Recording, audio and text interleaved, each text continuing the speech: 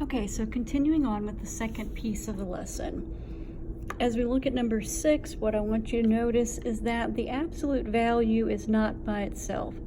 We do not distribute that.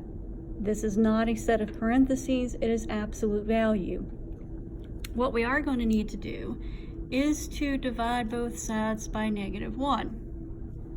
Now, what did we say in the previous videos? If you divide by a negative, you must flip your sign. So it's no longer less than or equal to, it is greater than or equal to. And 13 divided by -1 is -13. Now, this is the first case where we see that after getting absolute value, we have a negative. Now, we said that absolute value cannot be a negative. However, this is not equal to, it's less than, greater than. So what we know is that all absolute values convert to being a positive number. Are positive numbers greater than, they won't be equal to, but are they greater than -13? The answer is yes. All positive numbers will be greater than -13. So when something like this happens, we say that our answer is all real numbers.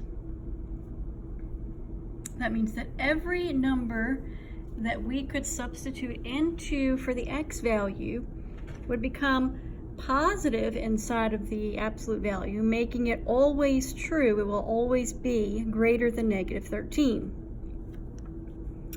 Let's look down at number 7. This one is already by itself, but notice it does contain a negative. And so the negatives are our special cases.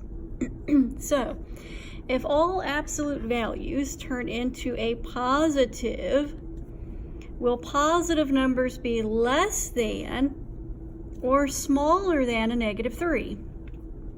And the answer is no. Positive numbers can't be smaller than negatives. So when you get an answer that is false, that means there is no solution, also referred to as the empty set. And so there is nothing inside those curly braces, no solution. Number 8, the absolute value is by itself. Notice we do have a negative. That lets us know it is a special case. Okay. Absolute value always converts to a positive number. So our positive number is going to be greater than -9. The answer is yes. So since we have a true statement, this one will be all real numbers. Okay. 2 left, number 9. First thing we want to notice is that the absolute value is not by itself. So I'm going to need to get it by itself to make sure I make the right determination. So I add 2. I have the absolute value of x plus 3 is greater than -4. So even after getting it by itself, it still has a negative. That means it is a special case. Are positive numbers going to be greater than -4? And the answer is yes. So since I have a true statement, we will have all real numbers. Last example, number 10. So the absolute value is not by itself. My first step will be to subtract 6.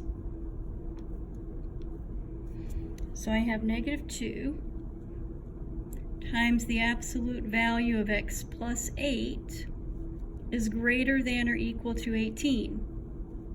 Now it's still not by itself. And remember, we do not distribute when we do absolute value. They are not parentheses. So instead, what we're going to need to do is divide by -2 on both sides. So we have the absolute value of x plus 8. Whoa, we divided by a negative. What happens when you divide by a negative? You must flip your inequality. And then 18 divided by negative 2 is negative 9. So, yes, there's a negative. That's a special case. Are positive numbers less than a negative 9?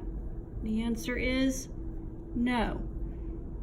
And we said earlier, if you get the answer of no because it's a false statement, that means there is no solution. So this last video focused on some of the special cases where we would have all real numbers or no solution.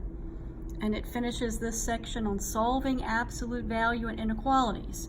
So you'll want to look at the homework that is posted. Make sure you show your work and upload your work in order to receive credit. Upload it into your Google assignment, and I will talk to you again next time.